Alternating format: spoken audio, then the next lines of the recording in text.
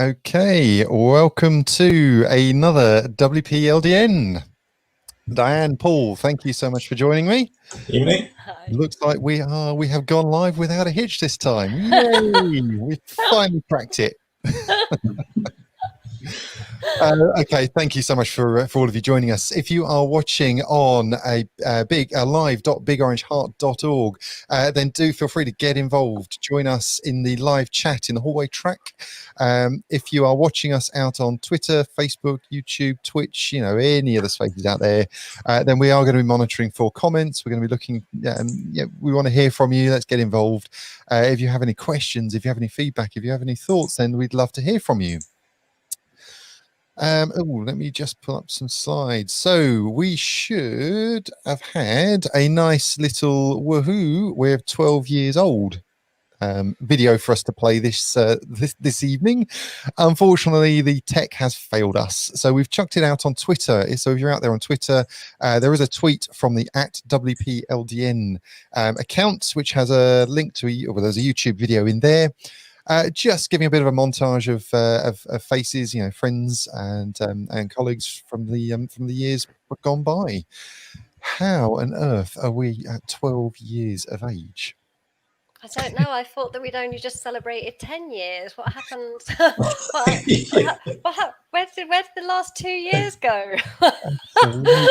It's unbelievable, isn't it? As I was going through the photos and the montage to create the montage, there were so many photos in there that just brought back so many memories. And we'd love to hear what you think. If you're watching this out on Twitter or YouTube, then we'd love to hear some comments on that video. A lot of friends, a lot of people that we haven't been able to obviously come together with for some time. Yeah, and a lot of different venues before we went virtual as well. That's right. Yeah. Yes. Okay, so this evening, these events are made possible thanks to Big Orange Heart, the volunteers within Big Orange Heart. So we're incredibly grateful for everybody giving their time to enable this event. Your host this evening, myself, Dan Maybe. I'm the founder of Big Orange Heart, also run a digital agency and generally keep myself rather busy. Diane, do you want to quickly introduce yourself? Hi, yes, I'm Diane Wallace and I'm a WordPress custom theme and plugin developer. Excellent. And you may have noticed we are lacking Mr. Leo Mindell currently. He's running a little bit late and scheduled to join us a bit later. But Leo is the founder and managing director of Sotic, a digital sports agency. And last but certainly not least, Paul, do you want to give yourself an introduction? Evening, everybody. Paul Smart here. I run an agency, Smart Digital, just in South East London. I'm also on the sponsorship team for Big Orange Heart. Excellent. Thank you very much. Okay, so just wanted to very quickly say a big thank you to our sponsors this evening. Automatic, passionate about making the web a better place. Excuse me. Your managed cloud hosting platform, Cloudways. A turnkey solution for product vendors, agencies, and developers, Dolly. Generate more leads for your digital agency with funnel packs. The WordPress multilingual plugin, Weglot. Tips, tricks, and resources for those who use WordPress, Winning WP. Your all-in-one WordPress platform, WP Dev. The search engine optimization plugin for WordPress, Yoast. Okay, oh, sorry, got too many buttons to press this evening. We've normally got a little bit of help pressing the buttons behind the scene, but I'm trying to press everything here at the moment. So forgive me if it's not quite as slick. But please do say a big thank you to all of our sponsors. These sponsors support Big Orange Heart, and Big Orange Heart then in turn deliver these events, not just the WordPress London Meetup, but there are multiple events that we are delivering, including PHP London. I'm very proud to announce that we've also just we are just welcoming PHP Leads into the Big Orange Heart family. So really excited what's going on in terms of the growth of the events and the delivery of virtual events what we are offering right now as a charity is access to this platform. So if you are out there right now listening to this and you organize events and you're looking for a platform, provided your event fits the ethos of Big Orange Heart as a charity, then we are prepared to offer this platform free of charge to your event. So we'd love to hear from you. But as I say, I'd like to just say a big thank you to our sponsors. If you could right now in a new browser tab on your phone, wherever you want, hit big.ht/thanks. That's going to put together a nice little neat tweet, which will send out a thanks to all of our sponsors. Okay, also just want to say a quick thank you to our supporters for this evening, Blue37, Paul Smart and Sotic. These companies are donating time to enable these events to go ahead. Okay, so on to tonight. Really looking forward to this. We've got two fantastic speakers. Lee is going to be talking to us about business growth and business development. And please, please, please forgive me. I am so notoriously bad at ruining people's names. Maciek. Please, I'm so sorry, that's wrong. We'll be taking us through building Gutenberg blocks with ACF. So again, two very different talks, but equally interesting, and a lot there to cover. So we're going to swiftly move on into our community announcements. So community announcements, if you are aware of anything that's going on in and around the community, and if you are joining us on live.bigorangeheart.org, then in the live chat, drop your comments in there. We'll get them up on screen. We'll get them mentioned. You may be aware of an event that's going on. You may be looking to hire. You may be looking to be hired. Just an opportunity just to let the community know what's going on at the moment. So whilst we wait for any of the community announcements to come in, we've got a few things to go through ourselves. First up, 5.5 been released. We did touch on this on our last event at the WPLDN daytime, so we won't jump into too much detail on this, but it is a huge update. Certainly a lot going on in this release. Out of interest, Diane and Paul, how have your upgrade processes been with 5.5? So fine, I haven't had any problems. So there was just a little concern about sitemaps and how it plays with Yoast, and I think the next release of Yoast is going to take care of that itself. It's gone fine for me. Nothing's broken so far, so which is always nice. Fine. Yeah, likewise. We've been absolutely fine. We've not had any. We've not broken anything yet. Still time. It's always next week. What we can ask for nowadays, kind of like with 2020 going on. If something just doesn't completely, release zombie hordes, then we're winning. Exactly. Yes, absolutely.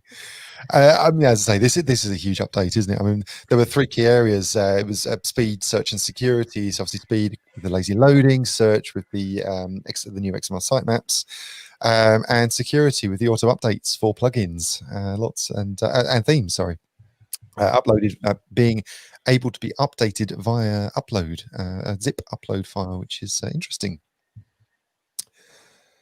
So I think, we will skip quickly through. Let's just jump through all these because there was a lot, as you can see. And these were just the headlines. But as I say, we've covered it a number of times. So moving swiftly on, WP Rig, starting project looking for new maintainers. Diane, do you want to give us a bit on this? Yeah, so I don't know how many people are aware of WP Rig, but Morten Rand Hendrickson started this a couple of years ago because people were developing with new web technologies, but WordPress starter themes tended to lag behind. I tend to use underscores, but then you have to add a lot of stuff in, a lot of support, especially now that we're using React a lot. You want Babel and you want, I use Webpack, but WP Rig has Babel and Gulp you know, NPM package manager all built in, and they've put out a call for new contributors and maintainers, and what they're actually wanting to do is hand the whole project over to a new team, and that new team can basically take it in the direction they see fit. I think they had actually a meeting last week, but I would imagine that it's still really worth jumping in if you go to their GitHub repo. I know there's an open call on the GitHub repo for people that are interested in becoming contributors and maintainers. And as we know, all open source projects always need new contributors. So I think it's definitely worth checking out. Absolutely. Yeah, I thought it was interesting. Justin Tadlock had written in WP Tavern regards this, and he'd written ideally the official WordPress theme team would take on WP Rig project, or at least its own version of a starter theme. However, the team lacks the resources to make it happen, which seems quite understandable. Again, another team of volunteers across that. Yeah, that's always the trouble, isn't it? You know, you kind of need a team that can commit the time. It's all voluntary. But you know, underscores I used for years, and it was good, but it does feel old-fashioned now. You know, kind of. So WP Rig, like I said, it's, you know, it supports Babel. It's, you know, for the way we're developing in WordPress now, it's really good, and I think it's a really good project to get involved in. I think even if you start off at contributing and then sort of see what time you have available. Yeah, I think there's a side conversation around this to be had as well, isn't there, in terms of the tools that we're using for our development cycles now, for the life cycle of development. It's really interesting when you start reading the lists of libraries and tools and environments. And yeah, there's some arguments there that we're making our lives incredibly complicated in terms of what we're doing. Once upon a time, it was a text editor and a browser. Now we've got package managers and Babel and and there'll be more shiny tools to come. Don't worry. Oh, yes, yeah. But it's the use of them, isn't it? You know, working out which where do we put our time, energy, and effort in learning. You just mentioned underscores there. Obviously, it was a big favoured starter theme for quite some time. It really was the shiny new tool, shiny new toy at that point. Yeah. Not that long ago. No, not that long ago. But like I said, you know, kind of WP Rig already has, I think, things that most WordPress developers are used to working with: Gulp and NPM Composer, Babel. So they're kind of like sort of like tried and tested sort of technologies.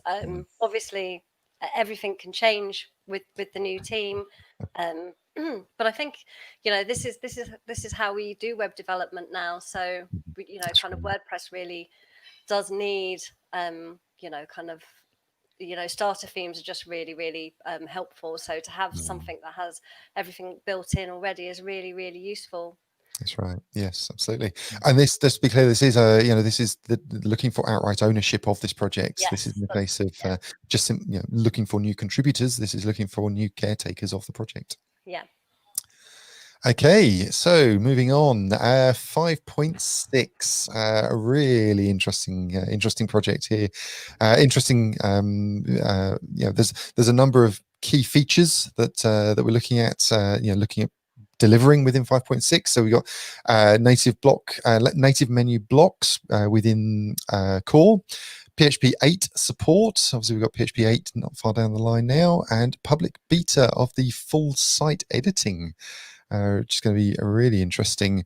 But I think there's another issue that another really positive thing that we want to discuss. Paul, do you want to pick up on this?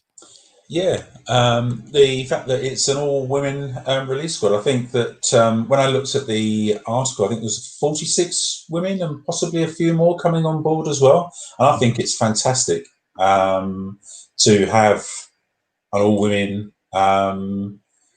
release squad for this. I think that going forward, I think we need more women in our industry, because there is a lot of talent out there, you know, sitting in between us. And Diane, I mean, she's far more skilled than I'll ever be. So I'm more than happy with that, and I think it's a really, really fantastic thing. I think the more women we can bring in, the more diversity we can bring into all the different things we're doing, and that's right the way across the board in all different forms of diversity, I think will be fantastic. And there's lots of people there involved with this that a number of us all know, and I think it will be brilliant, and let's see and hope that there's more going forward. Absolutely. I think that issue of the diversity, it creates a more well-rounded product at the end of the day, doesn't it? So absolutely, yeah, absolutely. The more diversity you've got in, the more different approaches you get to something, the more you learn. And the nice thing about this is as well that it kind of sends a message to women in tech that kind of WordPress is a space where you're welcome. So so it's important for that reason. I think we're very lucky in the WordPress community that we have a lot of really really good female developers.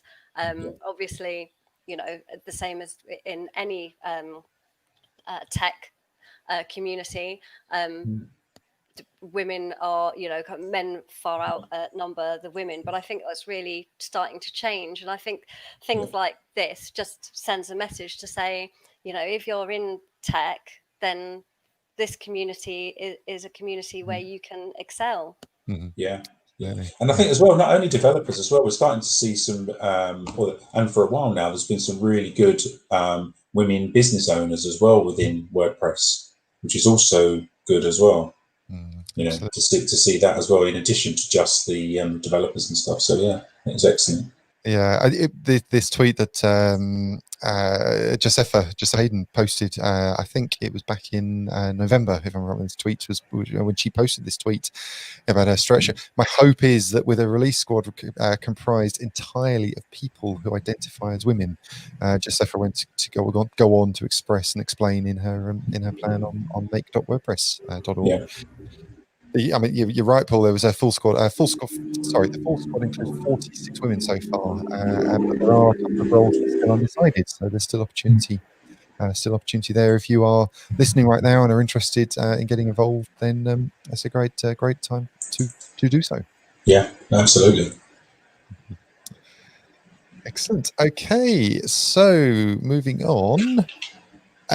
This is, I just want to be clear, this is an unsubstantiated post. This isn't something we've seen publicly in many places, but this is our source here is Twitter. So of course we always have to be a little bit careful.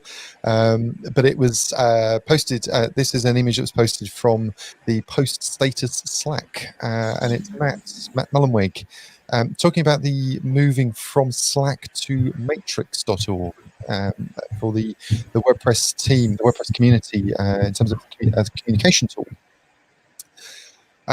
Just thought this is interesting. As a tool, Matrix is incredibly interesting. We've actually looked at it as well within Big Orange Heart as an alternative to our Slack communication within that community. It's a decentralized, open source platform.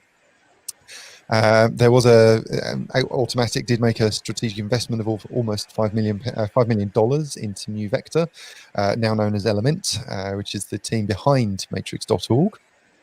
But I think more focus. I thought it's just interesting, the moving to using open source tools to communicate and to manage this project, this open source project. I think is certainly from my perspective is positive. I know there was a bit of backlash when this tweet went out in terms of it's another tool to have to monitor, it's somewhere else to have to be, which obviously adds to the cognitive load, doesn't it, when we're having to work and be in multiple places at the same time. He says as he's staring at Slack, at StreamYard, YouTube. But I think this is it's an interesting move. I don't know what your take on it, Diane or Paul. I don't know if you've come across this yet. So I haven't actually looked at Matrix myself. As you said, open source. I think we always want to support open source communities, and I think that is a positive thing. I'm guessing that you know, if it all works well, people will slowly move over. If it doesn't, I'm guessing people will stay on Slack. So Yes, well, I think there's about 30 odd thousand in the Make Slack currently. So that's quite a migration. yes. Yeah, I hadn't seen it before. It was only when we were talking about it, Dan, it came up in conversation to do with Big Orange Heart when we were looking and exploring some different options that I first came across it. But yeah, I mean, it makes sense, I guess, really, with it being open source for WordPress to then have something alongside. And I guess really the cynic in me says that if Automatic's just invested $5 million, it also makes sense for them to try and help it along. I shouldn't say that, should I really? But anyway, I just have. I mean, I think this is a safe space, Paul. You can say yeah. Well, I think the investment is positive. You know, if it means that this open source project can move forward to a degree that it can, you know, move the entire open source WordPress project onto a tool, there's, you know, an open source tool, then I think there's a real positive in that. Yeah, absolutely. It's interesting when you look at Automatic, their current job roles, current vacancies they have. They've actually got an open role for it's titled matrix.org/WordPress Integration Engineer. And it opens up with one thing WordPress and matrix.org have in common is a strong, abiding belief in the open web, a rare thing in a world that is dangerously moving towards walled gardens. Mm. So yeah, I certainly think it's you know, as I say, I have a very positive take on it, but I think it's positive. Yeah, I do empathise with the fact that you do have another tool. Absolutely. Although I was chuckling, sorry, because I could see Leo's posted, I'm considering open sourcing my household chores. Hopefully Automatic can inject some caps into the project. And as I read that, sorry, but out of the corner of my eye, I've seen my wife in the pouring rain reversing the car up the middle of the road. I'm not quite sure what's going on outside. Sorry. Okay. Well, what could possibly go wrong? I'm going to very quickly run through these last couple of slides because we are rapidly running out of time already. I wanted to mention, as I mentioned earlier, PHP London has joined the Big Orange Heart family. We are delivering these events through the Big Orange Heart platform. So if you are on live.bigorangeheart.org right now, you can expect to also see the PHP London. In fact, we've already been delivering the PHP London events through it. The next one will be taking place a week today on the 3rd of September. Do check out meetup.com/PHP London. We also announced this at the last WPODN daytime, but we are going to remain virtual for the remainder of 2020. These events, we will not be holding any in-person events through the remainder of 2020. We'll, of course, be keeping an eye on the situation, and as soon as we can safely come back as a community, then we will, of course, be doing that. Okay, I think many of you may be familiar that with WP and Up pivoting to Big Orange Heart. Big Orange Heart is a registered charity with a mission to support and promote positive well-being and mental health within the remote working communities. We have, through the month of August, been running our wellbeing and mental health survey. This is our second year of running this survey, and we would really appreciate if you could take the time, either this evening or tomorrow, or at some point in the next few days, to visit big.ht/2020. Please save that URL. Please share that URL everywhere. We evolved our services within Big Orange Heart based on the data that we received last year from the results of this survey. We ended up delivering more suicide prevention and suicide awareness training into the Big Orange Heart team based on the data that we have received. And that training, that advice has been put into practice and has been used on many occasions in the last 12 months and more than 12 months now. And I'm very happy to say that every individual that we've had to use this training with is still with us today. So I'm not exaggerating when I say these 3 minutes, you are potentially saving lives. It is entirely anonymous. We are not collecting any identifiable data, so please do share it. You can share it at big.ht/2020 tweet. Let's see what we did there. drop that URL in. It will form a nice little tweet for you automatically in your browser, in your phone, wherever you are. And ping that tweet out, and please help encourage. If you are within a company right now, if you are within other networks, then please do share this survey, because we are using this data to help, as I've mentioned, to help save lives.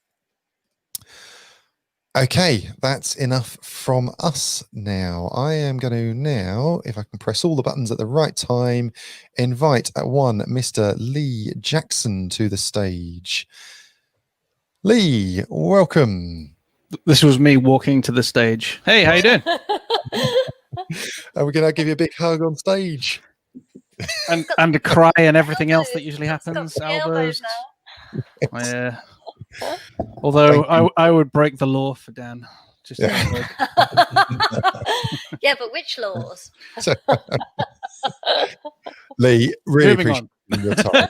So grateful that you are with us this evening.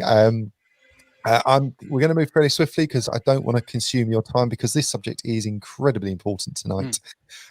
You describe yourself as a confident, relaxed, and good-looking dad. You got no argument there. An experienced businessman who does not conform to the corporate stereotypes. Love that. You're going to be talking to us tonight about business growth. You missed the white wine bit. I had the prop. Anyway, carry on. Must try harder. So your talk tonight, how to transform your web design business. Absolutely right. Really looking forward to this. Myself, Diane, and Paul are going to drop off. I'm going to bring up your slides. If anybody out there watching on live.bigorangeheart.org or out on social has any questions, has anything that you would like to ask of Lee at the end of his talk, we're going to be running a live Q&A. So please do drop your questions in the comments in the live chat, and we will be sure to ask them at the end. Lee, thank you very much. Thank you very much. You just have to tell me when I need to shut up, basically. So, although I'm pretty sure I'll stay on time. So, hey, folks, my name is Lee Matthew Jackson, and I do want to talk to you today about transforming your web design business. And I want to do that by jumping in a time machine and sharing where I was. And that was a really, really bad place. I want to share with you what we did, 3 of the major steps of transformation, and give you some extra resources at the end of it. And just so you know, there are 100% completely zero sales pitches in this. This is just me showing up wanting to help other people. Let me tell you a little bit about myself. So I am Lee Matthew Jackson, and I run a couple of businesses. The first, which is my primary agency, is called Event Engine. And we built years and years ago, back when WP Multisite was a plugin that you added, excuse me, to WordPress. We built a platform for event organizers, allowing them to get their event online and showcase what they do and take registration and run some of their event elements online as well, such as live streaming, etc. And this was donkeys years ago. So that's my primary agency. I also have the agency Trailblazer brand, which you can see down there with the logo, and that is a community and a podcast as well. You can find that over on agencytrailblazer.com. We've been going for about 5 years now, and the focus of that is helping people run agencies that they love. And this entire talk is focused on helping you build and run an agency that you absolutely love. I'm going to tell you why that's important shortly.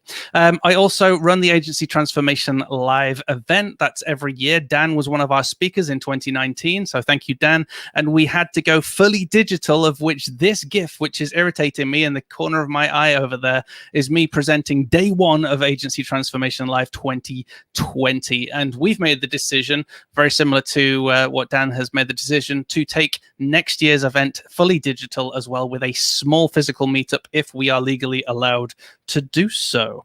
And finally, I'm also a Cloudways maverick, so hence I only wear these t-shirts because they give me them. They're free. If you give me free stuff, basically I wear it. So that's phenomenal. And I get to show up on Cloudways 3 or 4 times a week at the moment, live streaming, helping other people. So let's jump into that time machine and let's discover where I was. Many, many years ago, back in the mid to late noughties, I was running a full service agency. That means we did everything. You have some money and you have a problem. I would probably find a way of selling you a service to resolve that problem. Full service agency. I worked really, really long hours. And that's like 18 hours a day and weekends. We operated in a feast and famine scenario. So we'd get a whole load of business in, and then it's all hands on deck getting that work done. And then suddenly we realize we have absolutely nothing in the pipeline. We've got 15 staff that we have to pay the bills for. We've got 2 offices that we've got to pay the rent for, and we've forgotten to look after that pipeline. So now we're all freaking out, trying to find more and more business. And that led to really, really poor decisions with regards to the clients that we'd take on and the products and services that we would offer. So this was this kind of self-fulfilling, self-feeding cycle that we were stuck in. And that leads to my next point. We were trapped, 100% trapped in the business. I owned my own job. I couldn't get out of it. If I left, it would all fall apart. If I stayed and didn't do enough work, it would all fall apart. If I worked my ass off, we would probably cling in there. So the 3 directors worked our asses off for years to just keep things going and to keep pushing through. And we did some amazing work. We worked with some amazing clients. We turned over an amazing amount of money. So it's not all negative, but it was extremely, extremely stressful. And I did not love the agency that we had created. We had way too many products and services. So I was building apps. I was building websites. I was offering consultancy. I was going down to physical events and being a ticket taker, or whatever the right phrase is. I was pretty much doing anything and everything where there was an opportunity to be able to send an invoice. We also had no real target audience. Yes, we worked in the events industry a bit, but we also worked in IT. We also worked in pharmaceuticals. I was also doing websites for lawyers, and I was also going to BNI business networking and picking up flyers for takeaways. We literally were doing everything, and no client and no project was the same, which may sound ideal, but was actually a complete nightmare, because for me, it was like learning something over and over again. I'd make the same mistake in many different ways in many different projects. We had absolutely no clear messaging as a business. If people asked what I did, I couldn't really describe it. When I did my 60 seconds in the BNI, I'd kind of mumble on for about 60 seconds until I was told to shut up about websites and apps, and I'll serve anyone who needs this or anyone who might need that. And that was pretty much my pitch, and it was pretty awful. We had no clear message. Our website just said, hey, we do this, we do that, we do the other, and here's a few examples. And it was really, really difficult for us to have that identity. And finally, we had a real scattergun marketing approach, meaning we would do anything and everything we thought that would get the work in, especially when we'd hit that feast and famine cycle and we were coming to the end of those paid projects, and we recognized that there was too much month at the end of the money. I think that's the phrase. And we knew we had to find more business, and we would go in for the try anything marketing techniques, blasting people with email, going to events, doing anything that we possibly could. So now that I've completely depressed you, and I'll tell you what, I was depressed. In fact, behind me where you see that computer there, that's an Amstrad PCW 16 hertz Z80 processor, CRT monitor. I remember standing there many years ago crying at 3 a.m. in the morning. That's how much I was stressed with the business. But don't worry, there is always a happy ending, and things have completely changed. We are now a brand new business. Well, I say brand new, about 4 years old now. So we actually grew that agency out of that scenario, and then was able to split the company into 2 that focus on 2 different things. And I'll explain more of that in a bit. But right now, Event Engine focuses on conferences all around the world. We've got a clear target market. We look after conference organizers all around the world, which is phenomenal. We've powered literally thousands of event websites over the last 4 years, and we have hundreds of websites live right now as we speak, and a team around the world who are looking after it. We also do digital venues. After we launched Agency Transformation Live, Everybody jumped in on Event Engine's live capabilities, and we've now been doing digital venues, essentially virtual events as well for people. That was always something that was never very attractive. And then suddenly with COVID, that's just gone through the roof. We work with a lot of big, high-risk clients. So that's government organizations, pharmaceuticals again, but that's in the events industry specifically. We're managing massive databases, massive projects, massive websites that we would never have dreamed of working on. And I actually still get scared to this very day when I see the size of them.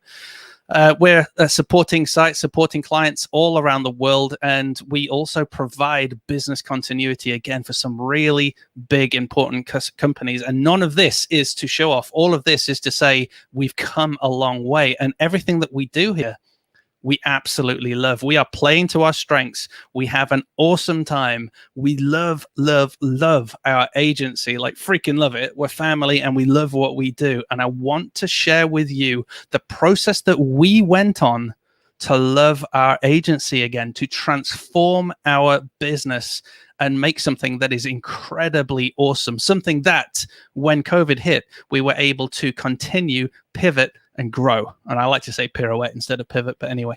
Right. There are 5 stages of transformation, and I want to talk to you about the 3 important stages that will help you completely change your business for the better. And the very first stage is your identity. Back in the late 2000s, we had an identity crisis. We were a full-service agency serving anybody. We did anything for anyone, and our message was rubbish. We found it so hard to sell. We made bad decisions. It was a rough, rough time.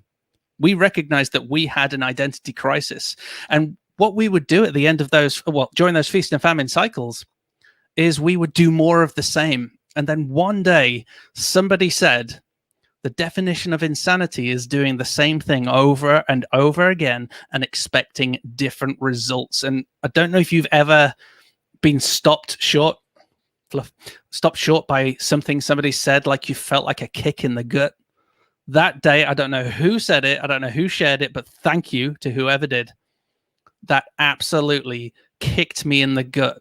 And we just had to sit down together. I explained it to the guys.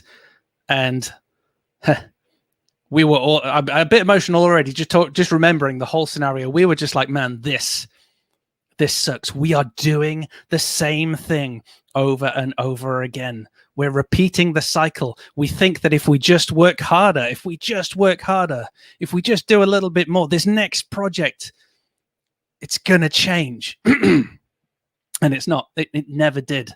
And this was the shocker for me. This was the absolute change point for us. And we had to reset our thinking. We had to reset our agency and understand what are the problems. Let's start from the basics and work out what the hell have we created. And we recognized that we needed to start with our identity. We had to ask ourselves some really difficult questions so that we could reset, start over, and build a business on a firm foundation. And if we don't know our identity, we're going to struggle with all of the other phases. So the first thing we asked ourselves is, why are we running an agency? Why are we even doing this?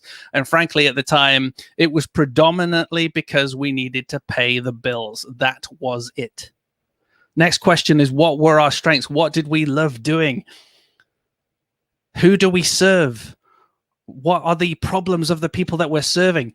How do we help them?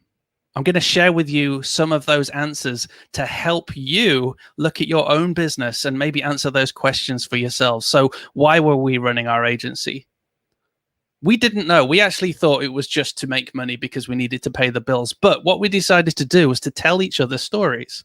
Stories are really important. Stories of where we've had an awesome time. Stories of projects that went really well. Stories of things that happened that just come to mind, that make us feel good and that make us feel excited. And we started to unpack this story, or this vision of a company that loves to work with event organizers, We've created some of the most amazing brands for events that have even been featured in news and media. That was exciting. That filled us with excitement. We recognized the times that we'd built amazing websites for event organizers who'd since then had 1 million hits to that website. I remember that was insane, my first 1 million hit website. All of these stories that we were telling ourselves were just exciting. They were invigorating.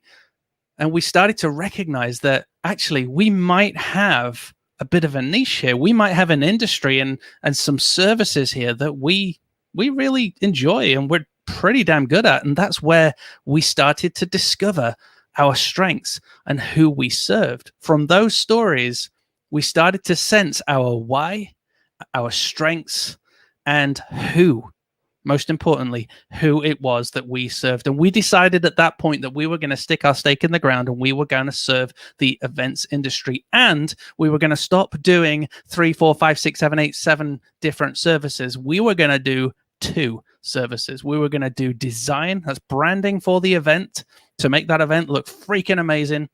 And we were going to do the web portion, and anything else was off limits. If they wanted SEO, we would hand that off to someone else. If they wanted print management, off to somebody else. We were going to become the agency who does design, that's the branding and everything, and the website. That is it. And that's exactly what we did. We started to look at who our target audience was and really start to understand who they were, what their problems were, and what their aspirations were. Because we knew we had 2 real strengths, but what we needed to do was to understand how our strengths helped them solve their problems and helped them achieve those aspirations.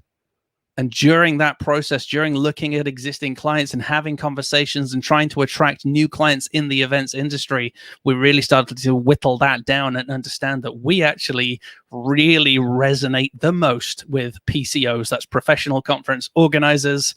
And we found a few sweet spots in things like the science sector, the medical sector, pharmaceuticals, government, etc.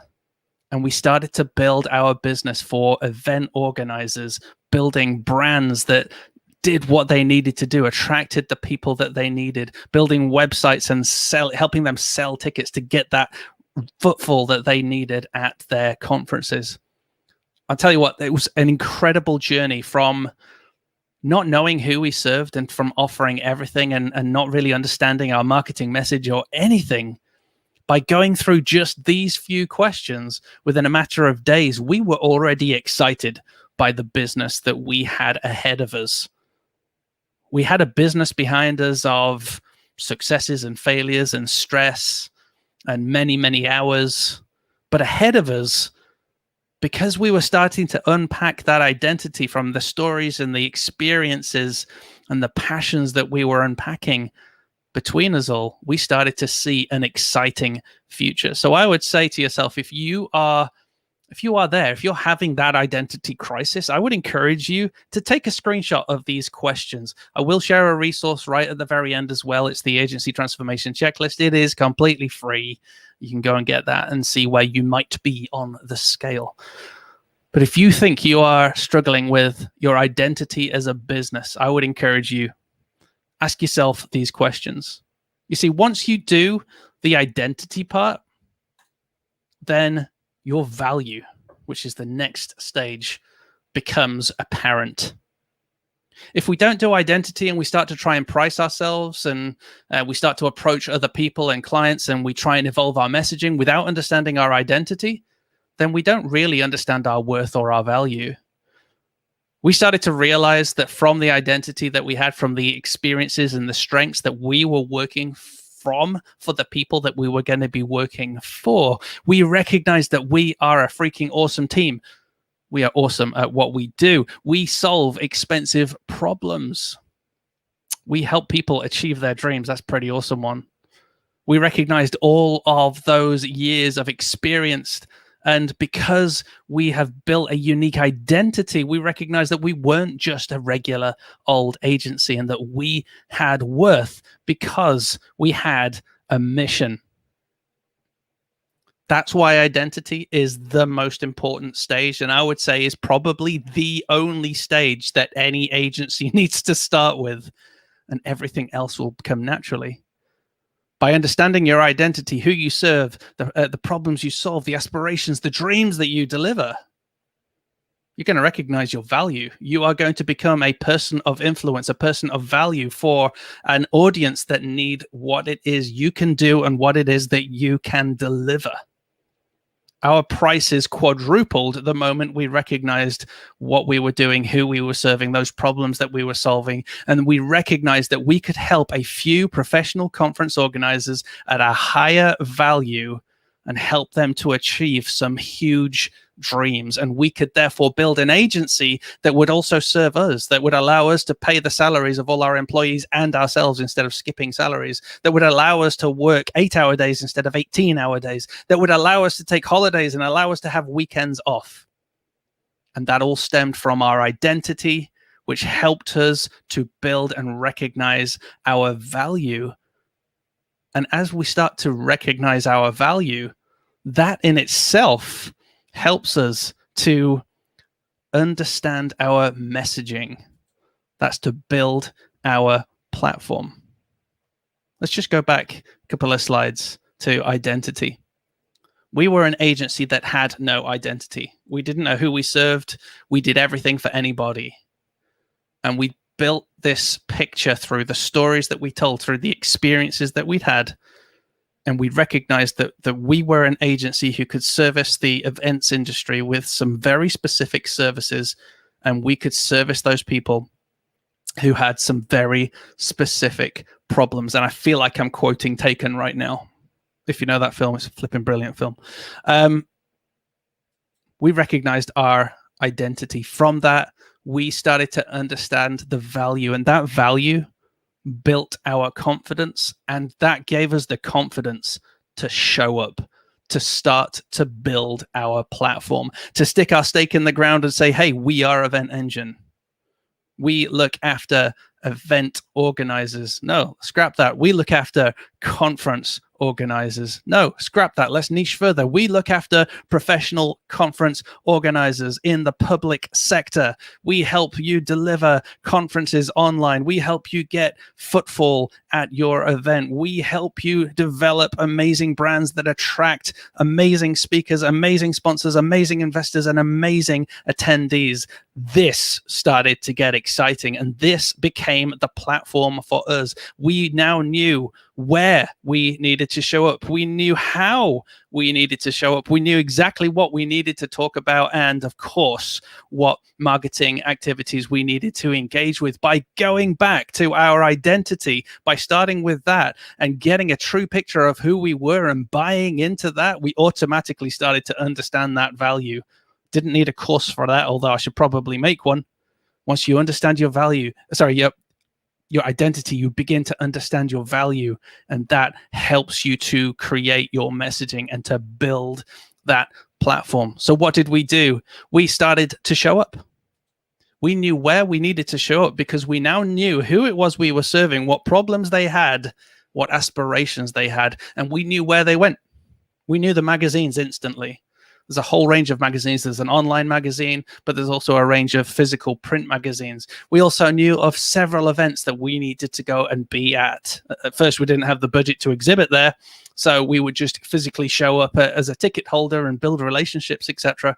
But that also meant that as we developed our income, we were able to start to exhibit at those events where our ideal client was at. It also meant that we could show up where other people who served the events industry show up, and we could build relationships with partners. It became very obvious the moment we knew who we were serving, where we needed to show up. We also recognized from our identity as to who we were, what problems we solved, etc. We started to recognize that we were very unique and that we were a group of people that love our work, that love our clients, that love what we do, and love our families and love our lives and love to have a healthy, balanced work life. And we don't want to create a corporate business that makes people feel stressed and makes people work long hours and, treats you with disrespect. We don't want to be in the big global corporate machine. We want to be a boutique style agency forever that gets to work on crazy cool projects with really nice people. Therefore, we need to start showing up as ourselves. So we knew how to show up. That was to show up as the experts that we were, because we understood our identity, we understood our value, and we were confident enough to show up on the platforms that we needed to show up as ourselves, because that would therefore attract the people that we wanted to work with. We didn't want to work with the corporates. We wanted to be able to work with people like you and me, everyone who is on this call. You're all nice, normal people.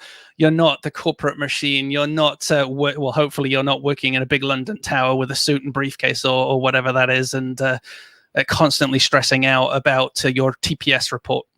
Great movie. Let us know in the comments if you know what I'm talking about. We knew how to show up, and that started to attract the people that we wanted to work with. And we knew what we needed to talk about because we knew who that target audience was. We knew what their problems were. Footfall, attracting sponsorship, and that's high value sponsorship. It's really difficult in the event space. How do you attract sponsors?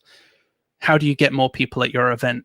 How do you broadcast your message to potential attendees? How do you make your conference look way more attractive than the competitive conference just over the road? And trust me, this happens a lot in America, where you've got a lot of conferences on the same subject happening in the same city at pretty much the same time.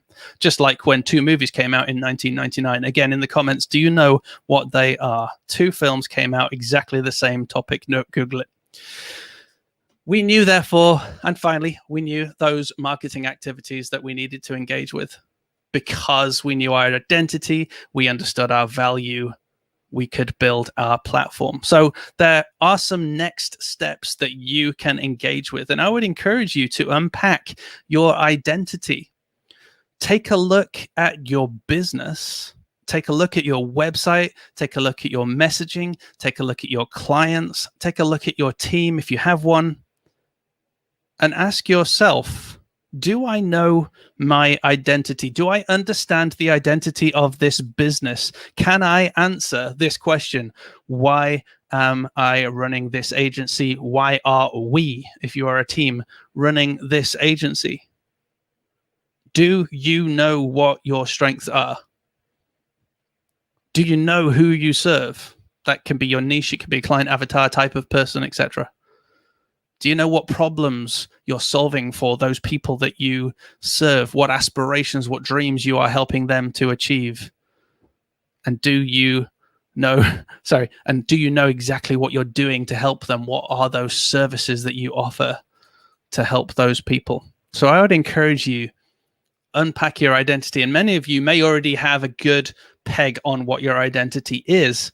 I'd still therefore encourage you to revisit it, write it down, and communicate it with the rest of your team. Maybe this is something that you know inside, but it's never been committed to paper. It's never been distributed around your team or your contractors, etc., who can all buy into the same vision, the same message, understanding the identity of your business. When a business has got an identity, that's a business that it will grow, and that is a business that will grow a culture around that identity. So it's so important to start with identity. So like I said, if you've already nailed it, revisit it, remind yourself, remind your team, commit it to paper if it's never been committed to paper, or if you've never done it, I'd encourage you to go through that process, because believe me, the moment we went through that process back in mid-recession, this was the worst time of our life. We were in ridiculous debt.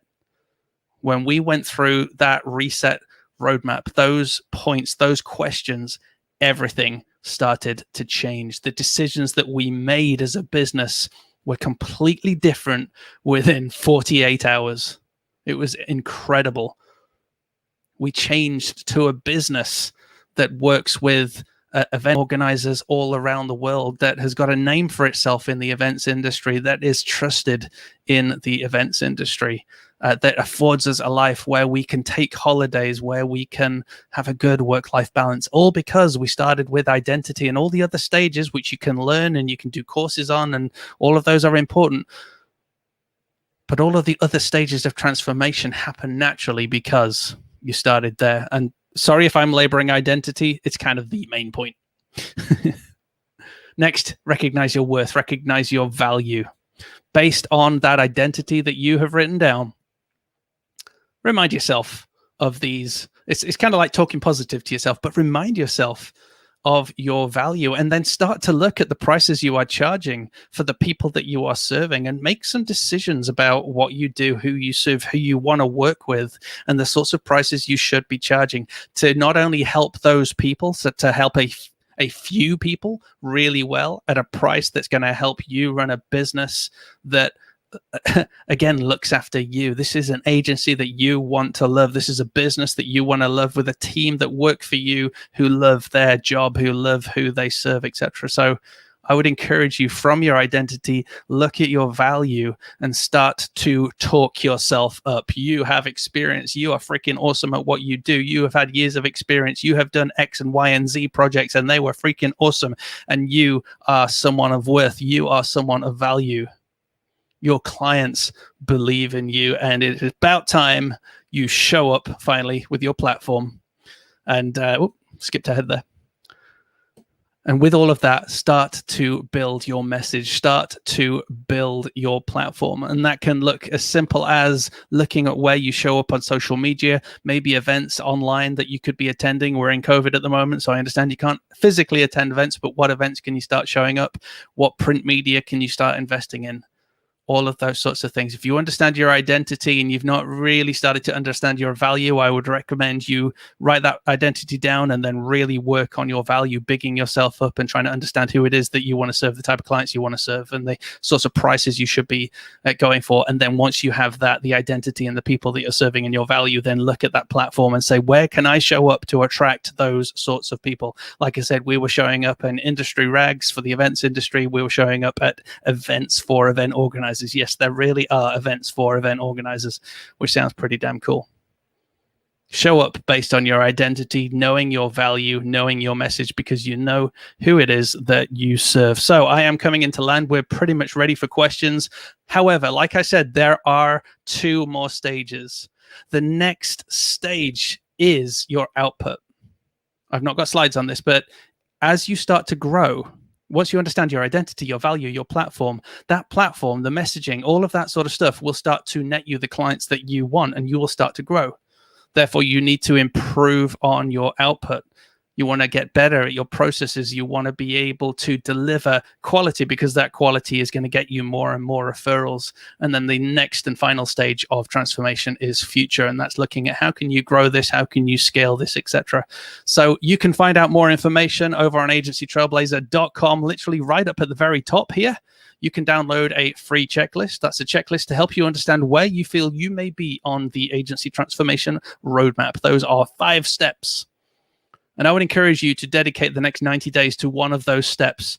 If you're not confident on your identity, or I would say it's identity, in most cases, it's identity for most people, is to just sit and spend the next 90 days focusing in on that identity. And can I also recommend you subscribe to the podcast? It's Agency Trailblazer Podcast, because episode 200 goes into a lot of detail on how you can transform your agency, with tons of other episodes. There are over 300 episodes in here. I know it says 281, but we do lots of little mini episodes as well for you. So go and check out those episodes that we link in episode 200, which again are going to help you with things like managing your money, managing finances, managing your marketing, and all of those good things. So all that's left for me to say is thank you for listening. I'm glad I didn't cry. There were at least 3 times I nearly did. And I guess let's invite Dan back in for the questions. Lee, thank you so very much. There were a couple of moments there which I thought we were going to be needing this banner here, because we were just on the verge of the tears there, I felt. You can tell my throat starts to go. So anyway, your passion for this, it just exuberate. It's so apparent. It's because I lived hell, mate. Exactly. Absolutely lived hell. Yeah, having gone through that experience, having come through, and being able to share the story. So thank you very much. Thank you for being able to do that. My dad was a preacher as well, which also helps. And so many comments coming in, so many people loving what you were sharing there. I think we've got to clear up the 2 movies. Oh, so Deep Impact and Armageddon. Yes. There we go, Ray. Nice one, Andy. Is there a What about the prize? TPS reports? Who got TPS reports? No one. Yeah, I'm gonna need you to move your office again, your desk again. Do you remember that Office Space? Such a great movie. If no one's seen Office Space, watch it. Forgive Got me. Jennifer Aniston in. Ruth got that. Ruth did get that, yes. Yeah. Sorry, Ruth. Ruth, legend. I'll drink to that. We've also had a couple of questions. Let me just grab Mike. So Mike's asked, excellent talk as ever. Thanks, Lee. Do you ever do you ever consciously carry out periodic reviews of your company's identity? Yes. It's so freaking important for two reasons. Number one, you lose sight of your identity very, very easily because we are naturally a comparison creatures. We will look at other people and see what they're doing and get a little bit distracted and start going off on little tangents without realizing it. So we have to keep coming back round, and we do this monthly. We have to remind ourselves monthly of our identity. And the other reason we do this is because things do change. Especially now. We're in the events industry, and physical events all around the world have been cancelled, and event organizers are going bust all around the world. So we're in an industry that is struggling and crying out for help. And we realized that we again had to change. Our identity has evolved, and what we do for the people that we serve has completely evolved as well. So it might not necessarily be the core identity of who we are. That's not changed. But what we're doing for those people has changed, which is helping them bring their events online so that they don't have to go bust and that they don't have to cancel these events. So yes, you absolutely, I would say once a month, even if you feel like you're doing it, even if it feels pointless, it's great to be able to read that one-page statement out about who you are. It's freaking awesome. So yeah, we do it all the time. Excellent. We've just had a question from Matt Davies. If you could do just one thing tomorrow to drive your business forward, what would it be and why? I think I said it a few times in the thing. I would unpack my identity. No, seriously, I would absolutely. I would make a business plan. There's an episode called the one-page business plan in the Agency Trailblazer podcast. I would make a business plan because that business plan also would include what my identity is and who it is that I'm serving, etc. And that one-page business plan is part of our identity review. Once a month, I am looking at that business plan, and in it, there's only seven sections. It's dead easy to do. And if I wish I had started my business with that business plan, which said what I was aiming towards doing, and also reminded me of that identity, who I was serving, who I was serving, what my strengths were, and what products I was going to be marketing, and what numbers I was looking at delivering at the end of that quarter, etc. All of those are really important numbers that we should be looking at in a business, and we don't because it sounds boring. Yep, it's one of those things very easy to skip over, isn't it? Oh yeah. Leo, welcome. Thank you for joining us. Have you? Is this Leo? A question to you here, actually, across this this identity, with Sotic and the business. Are these processes that you've gone through and experienced? What's your take on what Lee has shared with us? He's mute. He is muted. I think he said Lee is very handsome right now. I really like his hat. Yeah. Oh, we seem to be having some technical issues. I'd love to know where Lee gets his shirts from. Where does he get his shirts from? And I think he also just said, I love Leo as well. Yeah. I love Lee. He is. Yeah. Leo, you're muted, mate. He knows he can't work it out. Maybe give it a kick. Let's move on, shall we? Oh, sorry, buddy. Good to see you, though. Looking handsome as always. Absolutely. Handsome looking screen going on here, isn't there? Yeah. Okay, Lee, as I said, really incredibly grateful for you giving your time. Unfortunately, we do have to move on. We do have another speaker coming up. I won't take it personally. Thank you very much. Yeah, I just wish we could have come in and just give those hugs. Yeah.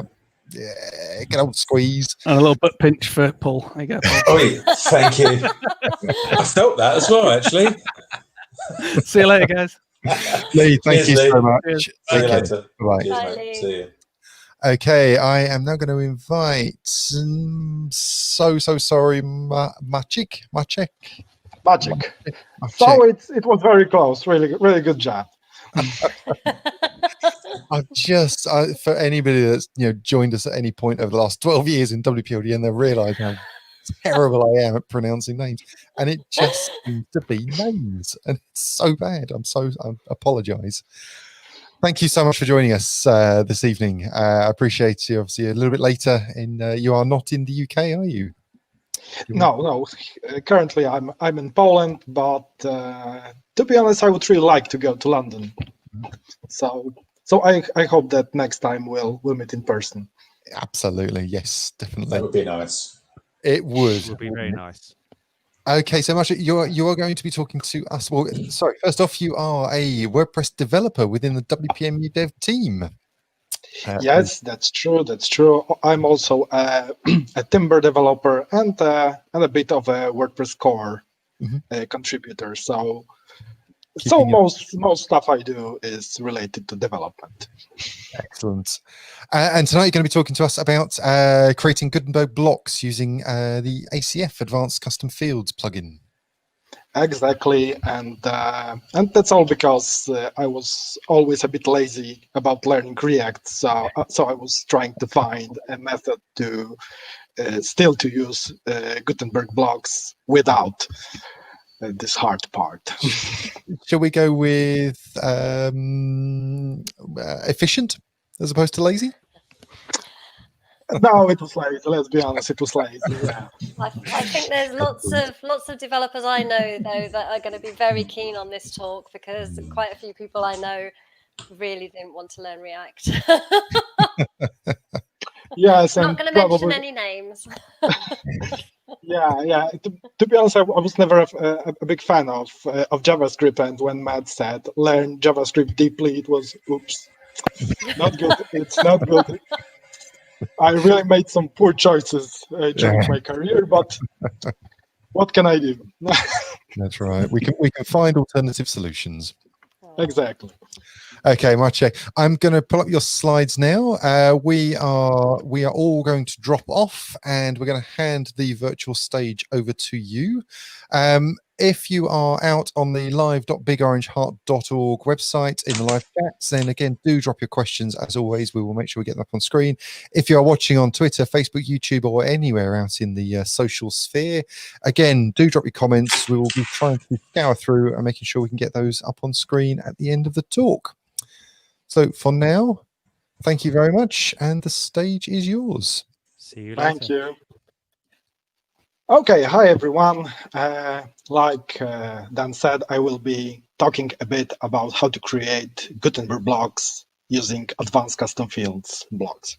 But before we'll go to this, let's start with the basic question. What is Gutenberg?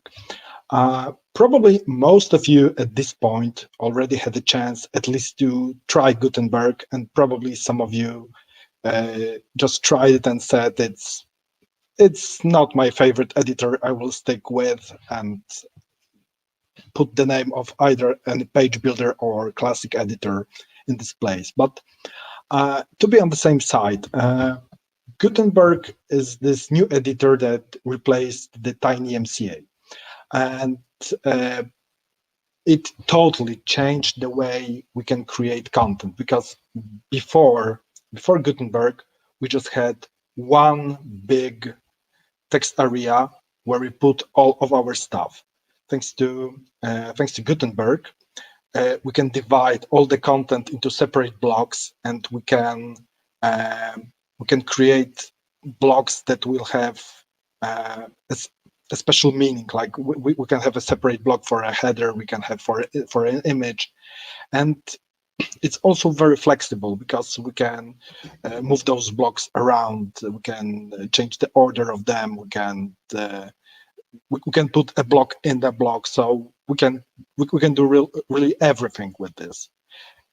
And also, this is the first time, because before Gutenberg we had a lot of page builders, which are really okay, but every page builder has its own standard. So some of them will use like metadata, some of them will use shortcodes, and when you build a big page based on one page builder, you have to stick it with, because if you will try to disable it, for example, you will see just a page full of shortcodes. And Gutenberg fixes this issue, because maybe it's not the best standard out there, but it's a standard and it's already in core, and we have to, and we should use it. So is creating blogs simple? I started my adventure with Gutenberg with this library called Create Gutenblog, all because the author promised that it doesn't need any configuration and I will be able to create blog in minutes. So I thought, okay, I should try. If it's so easy, I don't see a reason why I shouldn't. And the installation is very easy. You just go through the npx create Gutenblog, you enter the name of your blog, run npm start, and after a few minutes, we have the whole structure of our blog. So from this point, we are just 2 steps from creating our own blog from scratch. The first point is we have to learn React, which may be a problem for many people because WordPress was always based on PHP. So most of WordPress developers know PHP, but React is not always the first weapon of choice. So many of the developers will need time to learn it just to start using it. But if you will ever learn it, from that point, it's quite easy. You just use your newly acquired skills and you can create a blog. For example, now I will show you how the basic Hello World blog looks like. To be honest, when I saw it, I was a bit terrified because when I always expect the Hello World code to be short and simple. And when I saw this big block of code, I was a bit terrified.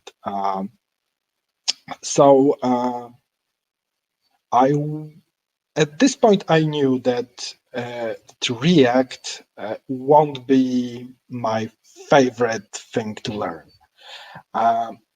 But it's still very important that we learn it.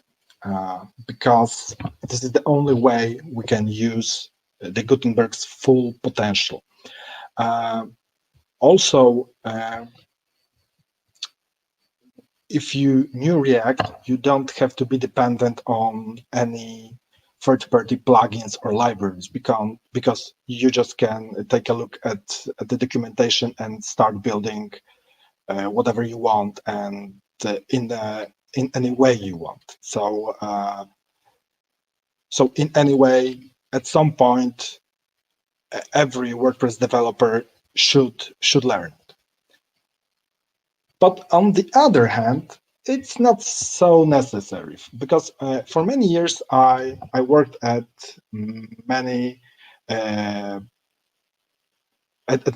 web agencies, and in most cases, the websites we created were doing just 2 things. First was getting the data. So there was the user had to have a possibility to enter the data in the admin panel, and on the front end we had to print it in some way. So it's not a rocket science. It's not anything for which we really need to learn this whole React, because we may use some simpler tools for it. And we can achieve this using tools like advanced custom field blocks. And I will talk about this plugin later. But there are also many other plugins like Carbon Fields, Lazy Blocks, Blockslab, and many others. So So we already have lots of tools that can help us doing blogs in a simpler way.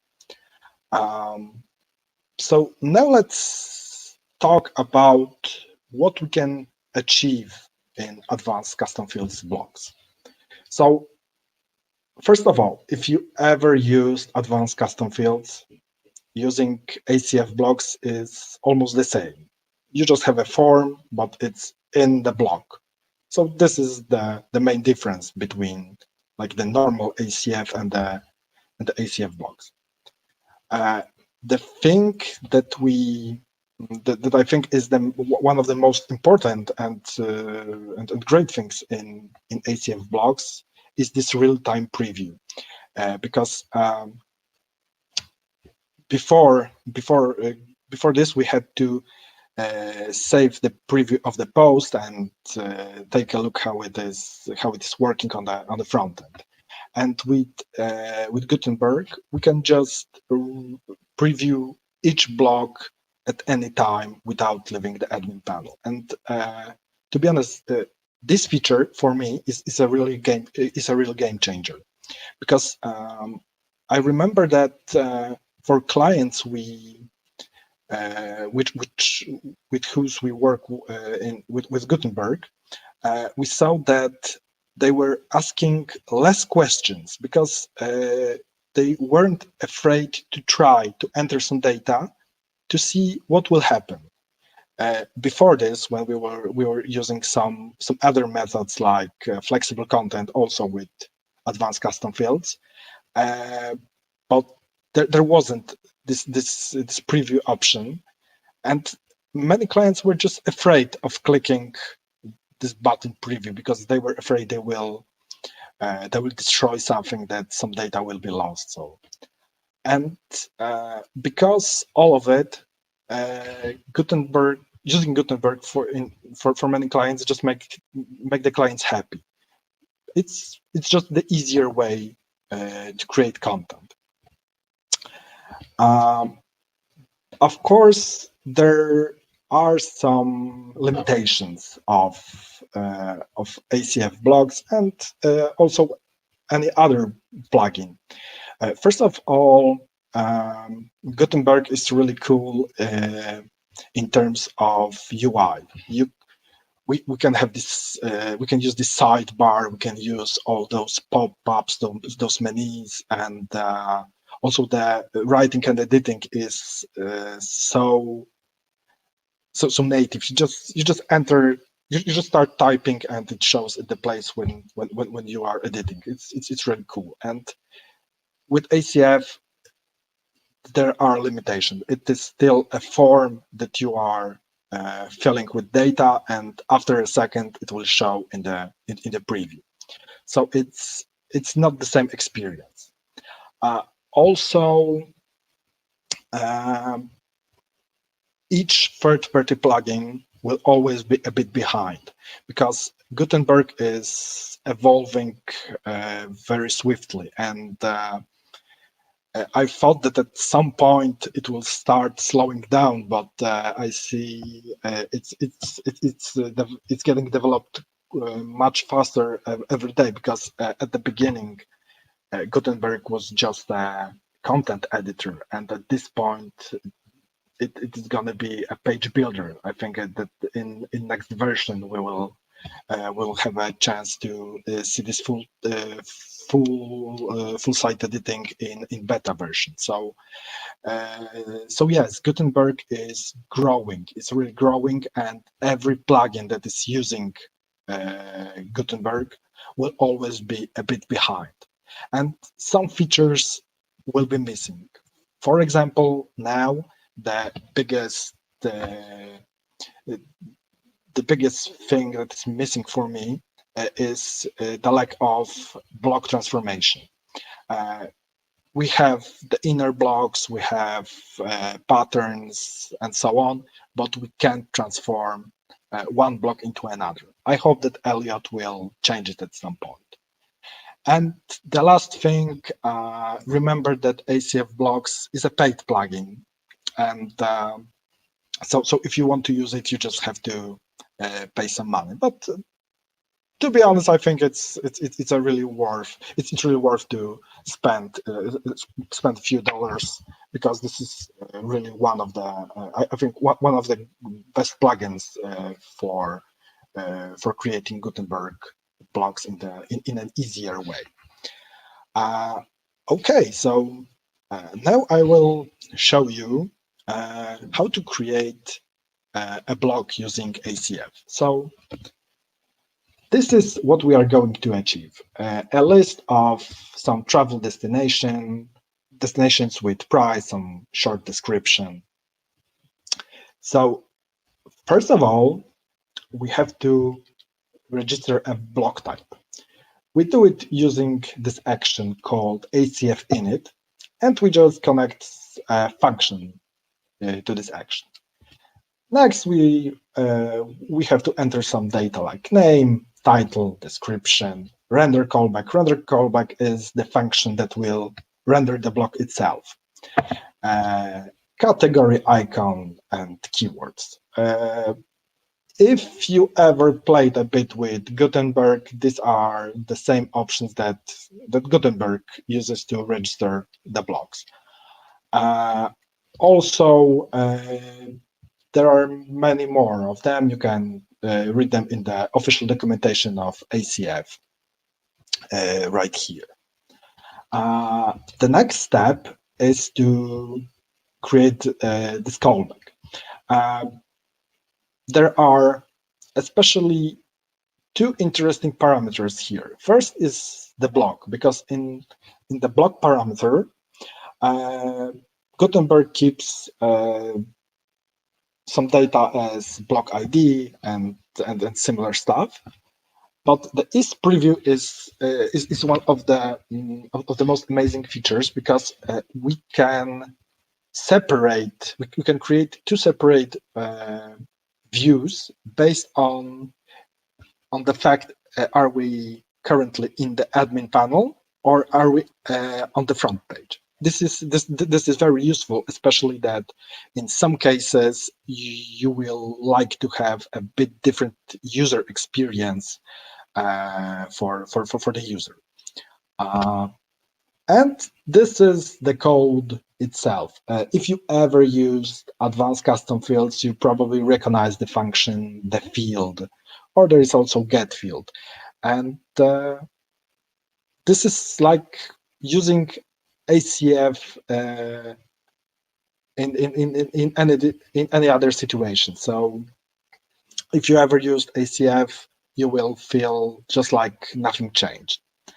And the last thing we have to remember is this is quite default, but the important part is below the location. We have to set that the block is equal to and the name of our block. Thanks to this, this data will show in the admin panel. So, okay, we have the code, we have the callback, we have init everything. So let's try and see how our block looks like. Okay, it's almost perfect. I mean, we have our form with the name, destination, and so on, but it doesn't look too good. Like something is missing. Also, the JavaScript that should be there doesn't work. So, so now let's go forward and try to fix it. If you ever developed any theme or plugin, you probably recognize this function. It's called WP Enqueue style. And using WP Enqueue style and WP Enqueue script, you just add the CSS and the JavaScript that you need. The only thing that changes a bit is the action you have to use. This time you will use Enqueue block editor assets. This will make those styles and scripts only to Enqueue in the admin panel, but only on the pages where the block editor is active. There is, of course, another way. We can use this parameter during the ACF register block type. We have this Enqueue style and Enqueue script parameter. There isn't a better method because both are equally correct. It's just dependent on the fact how do you construct your styles and scripts. If you want to have one big CSS and JS file, this method is much better. But if you would like to have a separate style or script for each block, then I would recommend enqueuing the style and script per block type. There are some things that we should remember making our styles and scripts. First of all, the cool thing about TinyMCA was that it was in an iframe. So if we put a style there, it was just kept inside of this iframe. Here, when we will try to enqueue a style in which we would try to style some global elements like body, HTML, headings, and so on, we will style the whole admin panel. So we have to try not to style any global elements, and we just have to always be careful about it. Also, it's a very good practice to make all the URLs in our blocks non-clickable, because it might be really annoying for the user if they will click some link by accident and they will be redirected out of the admin panel. So it's something we should always think about. Also, I mentioned before that there is this isPreview parameter, and we can use it to create a bit different experience in the admin panel and on the front end. And for example, if we are using some third-party APIs or Google Maps with some search and so on, it's sometimes better just to mock or use some cache data inside of the admin panel, because it's not needed to contact this third-party API each time, for example. Also, this is the thing that saves us a lot of time. Always wrap your blocks with a div or section with some class name. We are using Sasquatch. It's our framework for building websites. And that's why our class is called Gutenberg Sasquatch block, and every block is wrapped in a div with this class. Thanks to this, we are sure that we won't style anything else by accident in the admin panel. So I really recommend this approach. Okay, so we have the style part out of our way. Now it's time to fix the JavaScript. The JavaScript wasn't working because of two reasons. First of all, it wasn't enqueued. Now it is, but it will still don't know when to launch, because we have to launch it every time during the moment when the user wants to see a preview of a blog. At first, during the first betas, it was kind of a problem, but Elliot took care of it, and he added this action called render block preview. So each time we will click on the preview of the block, all the functions below will be launched. In our situation, we would just like to launch Packery on all the offers. So after adding this, we should have it fully working. As you see, it's working exactly as on the screen at the beginning. Also, there is a possibility to change a mode from grid to full width, and voila, it's working. So as you see, creating your own blog with ACF isn't anything hard. And so what are the conclusions? First of all, and this is, I know I said about it one or two times before, but always remember that Gutenberg is in very active development. So it will change constantly, and all the plugins with ACF blocks included will always be a bit behind, and there might be some problems at some point. I even remember there was an interview with one of the creators of 2020 theme, and there was a question about how he is doing with keeping up with Gutenberg changes. And the answer was quite unsuspected for me, because it was like this: I just wait until someone reports a new bug, because Gutenberg changes so fast. So here we will have the same situation until the moment that Gutenberg development will start slowing down. We may experience some small problems on the way. On the other hand, ACF blocks have limitations in terms of creating interfaces. This isn't something as bad as it may sound. It's just how to put it. Just editing in pure Gutenberg is just a bit more fun rather than using the forms of ACF. But on the other hand, it's our choice. Either we can learn React, or we don't want to learn React, and we have to use ACF and fill out the forms first.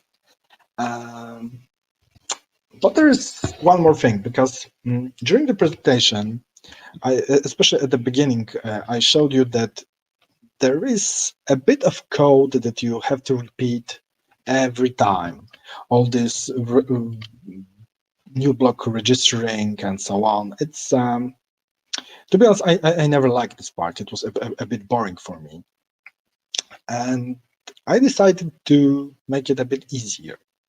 So at some point, I created a small library called Timber ACF WP blocks. First, let me explain what is Timber.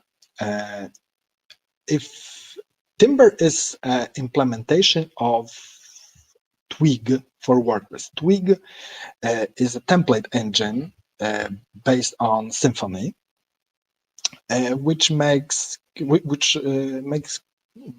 creating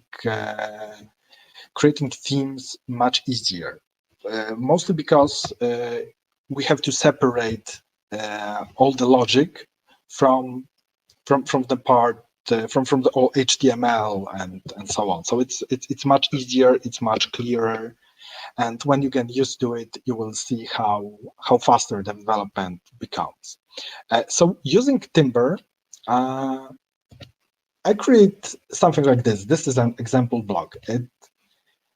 This is the comment part. I think you recognize the parameters. They are just almost the same as in the register block type. So here you can add the title, the description, the category, and so on.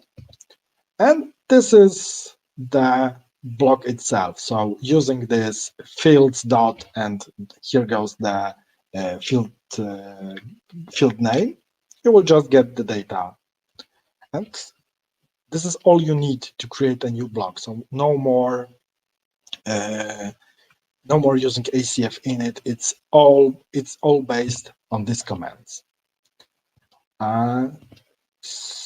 Also, if you are either not a fan of Timber or you just prefer using Sage or pure PHP, There are also two other versions. One is, like I said, for Sage and for Blade, and for pure PHP. So they all worked almost the same, just for different template languages. Okay, so I think that's all, and time for some questions. Maciek, thank you so much. Really appreciate you giving your time to give this talk again. So much value. Yeah, an incredibly complex but incredibly important topic to ensure that we're covering this. It's we just need to understand the development cycle within WordPress. It's continually evolving, isn't it? It's continually adapting. Yes. We're continually having to adapt to it.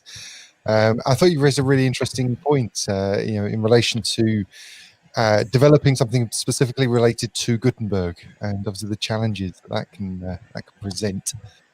Yes, and especially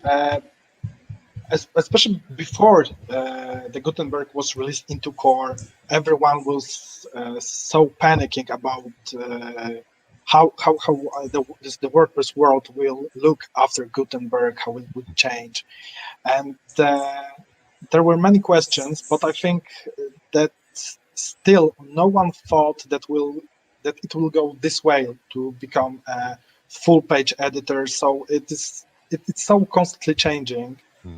So we just have to wait and see what would be next. And Absolutely. I think we need to take our hats off to Elliot Condon for being able to do what he's done with ACF, and that's true. That's true. He's really a hero. Especially that from what I remember, he also had to learn React quite fast, because he also started learning. He was more into pure JS. Yes, that's right. Well, Nathan's actually commented saying it's a really hard journey building all of this. It pushed him into a new area, but so glad that he did. Oh, I think Nathan had a podcast with him a couple of weeks ago on his podcast, and it was an interesting listen about how Elliot has changed and moved ACF. And as you say, it gives us an exposure into an area that we all know we need to go down. Products evolve, technology evolves. I know that Diane is a better exponent of some of that, because she's much more on the cutting edge than I am. But it is a fascinating environment. I think I've always said, when we're talking about blocks, is I know we need to do it. I don't know if I need to do it today. And I know I'll probably be very happy when I've done it. But it's another big area to move forward. Exactly, and also there are so many other areas we have to learn, we have to evolve. React is just one of the things, and it's really hard because we only have 24 hours a day. But I think it's a big area that we're all in agreement that is coming up, and its time is now. And I think it was it does remind me a little bit about 5 or 6 years ago, maybe slightly longer, when we were all talking about mobile first, and we're talking about the fact that we need to put mobile in the plan at the beginning, and we didn't, and it took time before we actually brought that in play. But I think it's that. And I think the biggest thing I find with blocks, I don't know if you find this as well, the biggest benefiter from blocks is not the development side. It's the end people putting in content. And they're maybe the people that we don't necessarily sort of add is the first thing. And I know, again, Diane will come in on this, or Paul. Yeah, I Gutenberg actually is it's for the clients. They really do love it. Everyone that I've done Gutenberg blocks for, they're genuinely excited and they like to play. And I think that if it was down to developers, and a lot of the time developers do develop for other developers. I mean, we're all kind of guilty of sort of developing for the people we know who happen to be developers. I expect that we would never have we never really would have come up with blocks or moved the whole platform to a more JavaScript focus. I think there was a discussion we had a couple of weeks ago, or it may have been here or somewhere else, about the new environment that has been created by Google. Some of us have seen this for creating stories. I think, Dan, you've seen this as well. And the question is why? But then you realize, yeah, absolutely. But then you look at it and you go, well, you know, there is a reason for this, because that's the way that people are starting to, that's the reason, that is how people are interfacing and how people are taking in information now. So it may not be how we do it, but it's a fascinating thing. And I have no idea about this one. I wonder how blocks are going to work in a keyboardless environment. That will be a very interesting one. I think that in terms of accessibility, this is there is still a lot of places to improve, and I also remember that there were a lot of discussions in core about the accessibility part, and I even remember that during WordCamp Nordic, we had a chance to talk with some people from Norway when they take the accessibility part very seriously. And this was one of the reasons why they couldn't adopt Gutenberg yet, because it wasn't accessible. So people could sue them because they can't do their job, because they're handicapped or something like that, and because of Gutenberg they can't do their job. And but it's a very from interesting what point. I know, it actually moves it. There's sometimes technology sort of avoids that. We had a lot of that with AI. We have a lot of it when technology just doesn't actually think sensibly about the areas around of accessibility or other areas of discrimination. Exactly.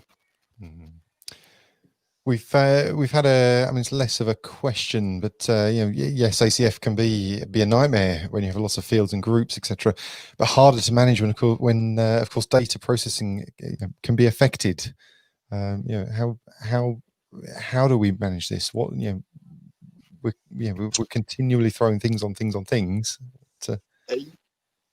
I think that first of all, just thanks to blocks, we automatically divide all the content into smaller parts. So this is the one thing when thanks to which we just we don't have so many fields. And on the other hand, Gutenberg ACF blocks uses the native Gutenberg way of storing data, so it's not any longer in the meta fields, but it's just a part of the content. So so it behaves exactly like normal content. So I think that, but mostly because of dividing the content into smaller parts, it's much easier now. At least I see it this way. And this is the thing I mentioned before, that the user interface is a bit worse than in pure Gutenberg, and we have to always think twice how to build this block to make it readable for the user. So I think that it's a bit of a side effect, of course, but because we don't have all the possibilities, we have to think more, what can I do to make this block more readable, and it's easier to use later. Sure. So Is so there what any? I was just going to say, is there any situation that you can see yourself being tempted over into learning React and moving over to Gutenberg? To be honest, I'm trying to learn React for some time. There are always I always find something more interesting. Like I really like the part about continuous integration and continuous deployment. This is something also fascinating for me. And I always think I will find a small excuse not to learn it. So, And- what would and be it's really- what would be on your wish list for ACF, that combination of ACF and Gutenberg? If you could have a chat with Elliot right now and say, come on, what would that thing be? I think it would be the block transformation. This is at this point, I think this is one of the biggest features that's missing, and I think it would be really important for many people, because currently when we create a block and at some points we realize, okay, we should change it into something different. We just have to delete it and create the block, a new block from scratch. And Pure Gutenberg gives us a chance to transform one block into another, which is really a very cool feature. So I really hope that Elliot will fix it. Use it. And as you say, the way you're learning to utilize the blocks and reutilize blocks is going to change. I mean, that's the fascinating thing. It's like that time, I'm sure most of us have done it. You give your lovely crafted website and CMS and all set up to end users, and you sit there and you watch, and they just drive a truck through the way that you thought they were never going to do it. And you go, but you're not supposed to do that. And they went, yeah, you can. I can click on that. And you're like, oh, okay. So, and blocks, I think, are a good example. We don't know how they were going to be used. We knew they were going to be used, and I think that's it.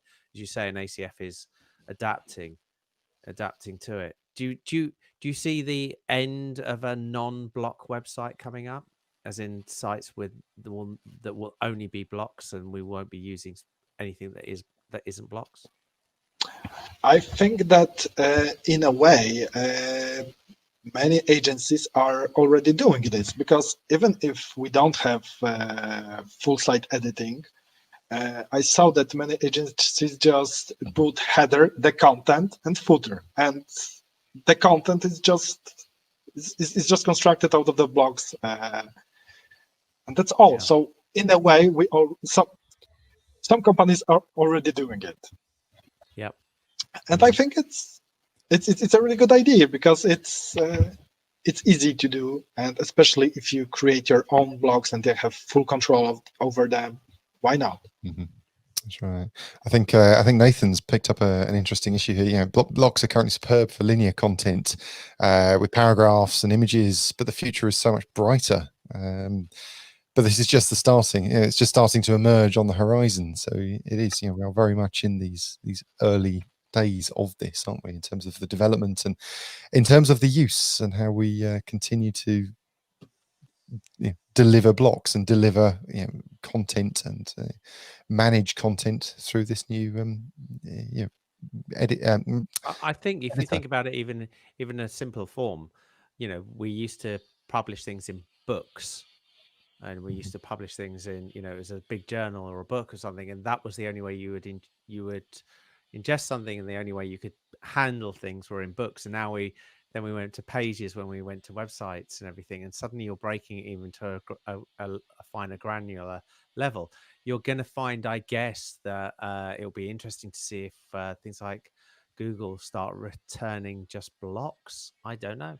Maybe I'm wrong, but maybe they'll start returning blocks rather than pages, and that's the content. Effectively, they sort of do that in a way when they do when they return the one, what's it called? I can't remember what it's called now. One box, which is the way when they scrape everything, put it on their own site, and you don't even get any click-throughs. Well, and to some degree, the stories, the concept of stories. Yep. It's an AMP project. It is multiple blocks. So you may not need to build a website. You just have a content management system to deliver. But you could argue that's very similar to how some people treat Medium at the moment. So, yep, very different. Also, one interesting story about those AMP stories. At some point, the AMP stories were built based on Gutenberg. It was in, I think, in the official AMP plugin, and there was a beta version of it, but they a bit changed the way. But this totally shows what you can do with Gutenberg. It's like everything. I also really love the example what Gravity Forms did in their last version. They just use Gutenberg as a form builder because why not? Absolutely. That's always been an interesting area, actually, form building, because it's always been a complex, horrible thing. And why should it be? If you can do it in blocks. Exactly, and I think that at current point when we have the inner blocks, using Gutenberg just for form building is just like a perfect idea. I think that in a year or something, most of the companies that have some plugins, form plugins, will probably have to use Gutenberg because it's easier. And if big companies like Gravity Forms start doing this, I think that other will follow soon. Yeah, absolutely. Excellent. Well, Maciek, it's been a real pleasure. You've obviously covered, it's a really important subject. This there's a lot that we could go into, and I think we're certainly just starting in terms of the journey in relation to this. So that's true. That's true. It was just an introduction. Absolutely. We can do so many things in with blogs, and I only have a half an hour, so. That's right. So really appreciate you. Really appreciate giving your time this evening. I appreciate it is a bit later for you, so thank you very much. Thank you. Are you able to join us? If you're able to join us, we're going to be over in the social in a moment. You'd be more than welcome to continue some conversations over there. Of course, I will be there in a moment. Excellent. Okay. Well, for now, we shall see you in a moment, and good to see you. Take care. Thank you. Thanks. Bye. Bye. Thank you. See you in a bit. Excellent. Okay. Well, thank you all so much. I think you'll agree, two very different talks there, but two equally important subjects. Looking at business growth, how do we maintain ourselves? How do we continue to move forward? How do we keep ourselves fed, lights on, bill paid? Always important. And then moving on to obviously how do we continue our skills? How do we continue to develop ourselves and move our skills forward? So big thank you to both the speakers, Lee and Maciek this evening. I am so It's all right, Dan. We're glad you're doing it and not us having to, having the battle. Although we can see Maciek laughing in the background. So that's it.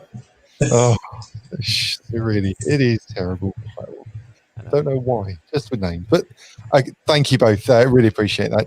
Just going to wrap up quickly. I wanted to say a big thank you to our sponsors, Automatic, Dolly, Cloudways, Winning WP, Weglot, Funnel Packs, Yoast, and WPMU Dev.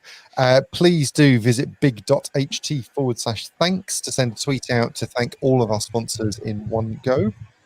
We really appreciate that they are enabling us to be able to deliver Big Orange Heart as a charity, as well as these events. As always, we're looking for your feedback.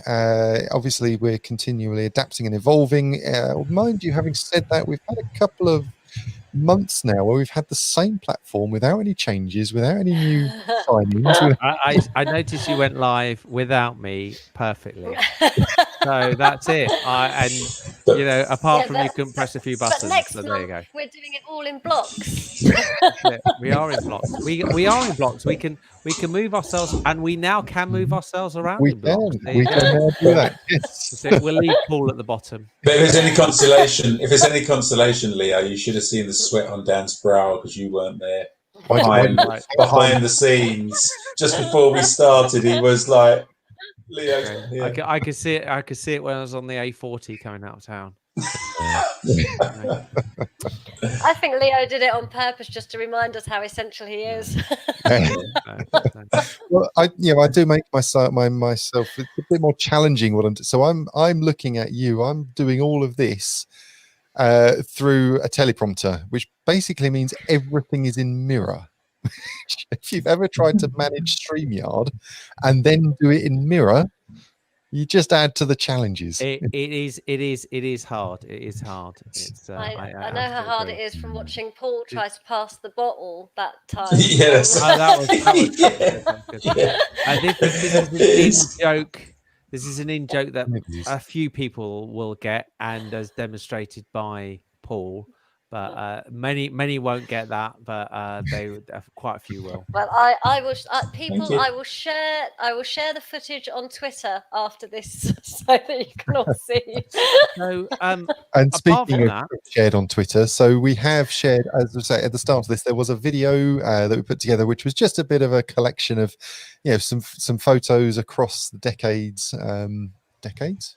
Been 1 and a bit decades. So 1 and a bit decades, yeah. it's, and unfortunately, the limitations of the platform we're on we couldn't get it on here live.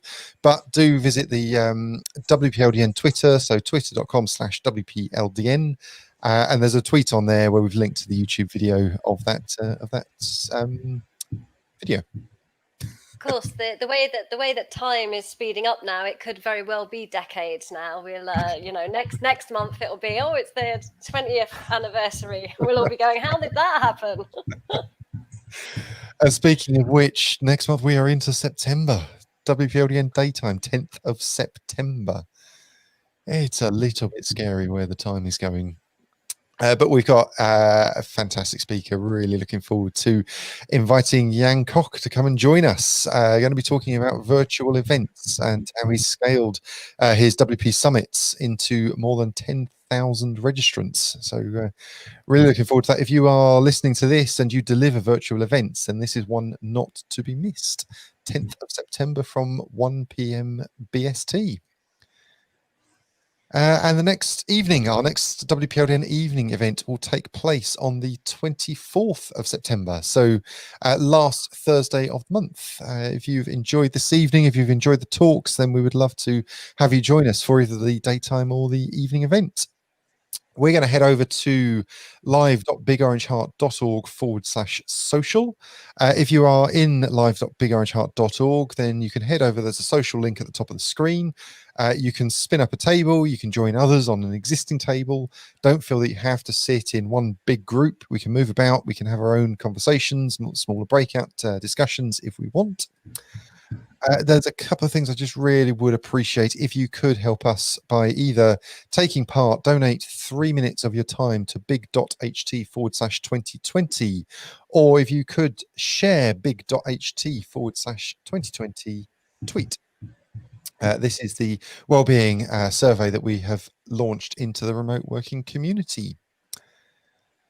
Other than that, I want to say a big thank you to my co-hosts, Diane, Leo, and Paul. Thank you all so much for this evening. Very grateful for your time, as always. It's been a pleasure, even if it was very limited. We have a small thing to thank. I don't know if you saw my message earlier. I did see it. I was just about to mention that, but go on, Leo. If Dan is ready.